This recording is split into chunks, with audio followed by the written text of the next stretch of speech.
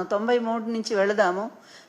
ఆ రోజు మా గవర్నమెంట్ వచ్చిన తర్వాత 94 డిసెంబరు 95 బిగినింగ్ నుంచి కూడా ఆ ప్రభుత్వాన్ని పడగొట్టడానికి లక్ష్మీపార్వతిని ఒక బూచిగా చూపించి ఇది ఈమె అసలు రాజ్యాంగేతర శక్తి, ఈమె వల్లనే మేము పార్టీని కూడా మరి ప్రభుత్వాన్ని మేము తీసుకున్నామని మొత్తం నా మీదే నెపం పెట్టేసి ఆ రోజు మహానుభావుని 75 ఏళ్ల వయసులో ఆయన అవమానం చేసి ఆయన పరలోకం పంపించావు కదా.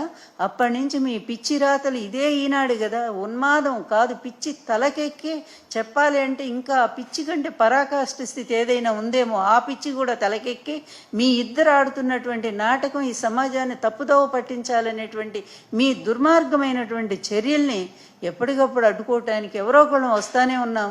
అయినా కూడా అదే మాట, ఏమీ మార్పు లేదు. ఎవరైనా ఈ ప్రపంచంలో మారుతారేమో కానీ చంద్రబాబు ఈనాడు లాంటి పనికి మాలిన వాళ్ళు మాత్రం ఎప్పటికీ మారరు.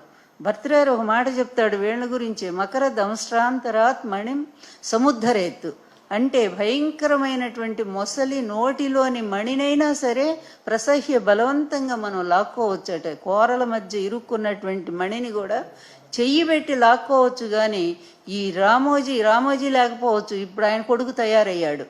ఏదైతే పేపర్ అదే కదా, ఒక విషపుత్రిక అది. ఆ ఎన్టీఆర్ గారు ఏనాడో చెప్పాడు అది చెత్తపుట్లో వేయాల్సిన పేపర్ అని.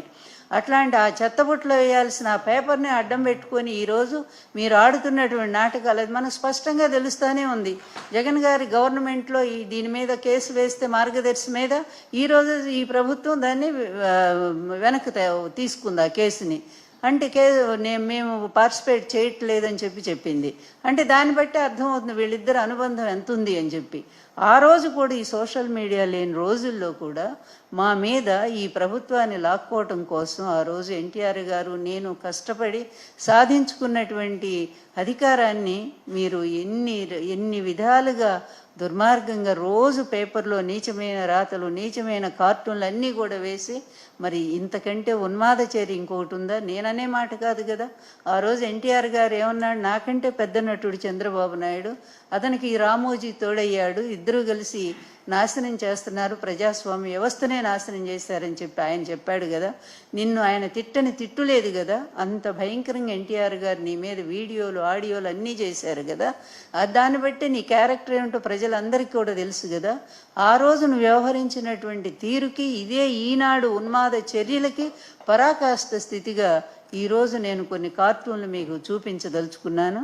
దయచేసి చూడండి. అంత మహానుభావుడు, ఒక వ్యక్తిత్వం ఉన్నటువంటి ఆయన, మరి ఒంటి చేత్తోనే 9 నెలలు అధికారం సాధించుకున్నటువంటి ఎన్టీఆర్ గారు దేశం మొత్తంలో ఉండే అన్ని పార్టీలు, కాంగ్రెస్ ఎగనిస్ట్ పార్టీలన్నింటినీ ఒక వేదిక మీద తీసుకొచ్చి నేషనల్ ఫ్రంట్ స్థాపించి మరి విపి సింగ్ను కూడా అధికారంలో ప్రధానమంత్రి తీసుకురాగలిగినటువంటి గొప్ప నేత ఎన్టీఆర్ గారిని ఎంత హీనంగా, ఎంత వ్యక్తిత్వం లేనివాడిగా, వంటింట్లో వంట చేసుకునేవాడుగా, భార్య విధేయుడుగా, మీ నీచపు రాతలు, మీ వికృతమైనటువంటి మీ కార్టూన్స్ ఇవన్నీ కూడా చూస్తే మీరు ఎంత దగుల్బాజీలో, ఎంత ఉన్మాదానికి పరాకాష్ఠ స్థితిలో మీరు ఉన్నారో ఒక్కసారి మీరు ఇవి చూడమని చెప్పి దయచేసి చూపిస్తాను నేను.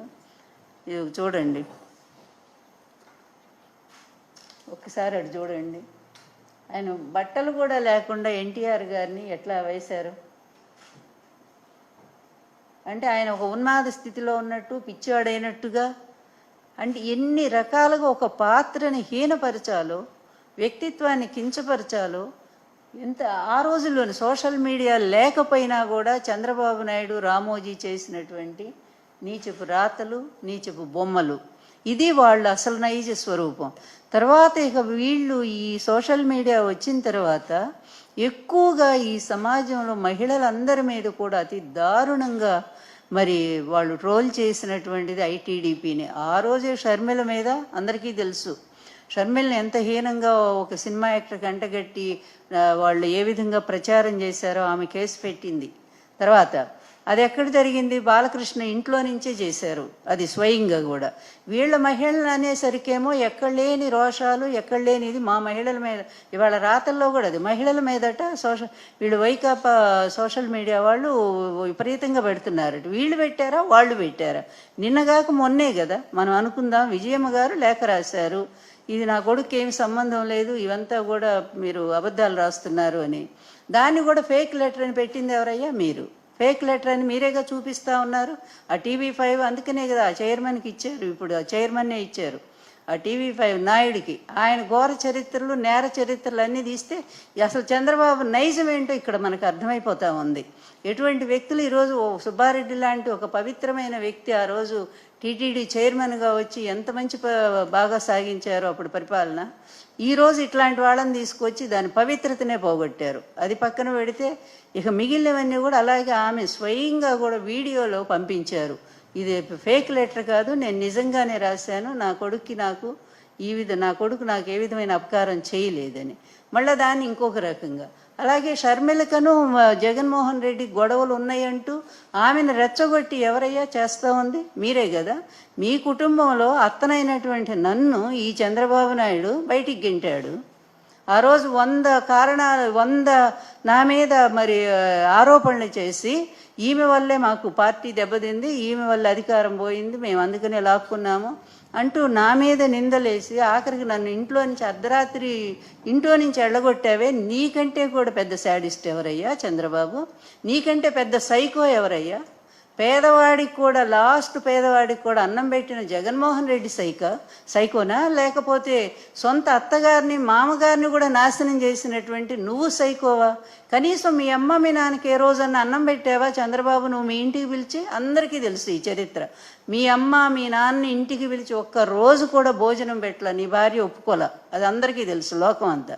ఆయన చనిపోయినప్పుడు తలకొరివి కూడా నువ్వు పెట్టలా. చివరికి నీ తమ్ముడిని పిచ్చోడిని చేసావే, నీ తమ్ముడికి కూడా సీట్ ఎట్లా వచ్చింది? ఎన్టీఆర్ గారు ఇచ్చారు, నువ్వు ఇవ్వలేదు కదా. అతన్ని పిచ్చోడిని చేసి ఇంట్లో పెట్టావు. అలాగే నీ చెల్లెళ్ళని బయట పెట్టావు. అలాగే ఆయన నారిని శ్రీనివాసరావు గారు ఆయన బయట పెట్టారు కదా. వాళ్ళ భార్యకి ఏదో జబ్బు చేస్తే కనీసం సాయం కూడా చేయనటువంటి వాడివి నువ్వు నీ కుటుంబంలో ఇంత ఎత్తున పెట్టుకొని నువ్వు బయట కుటుంబాల గురించి మాట్లాడేది ఏంటయ్యా?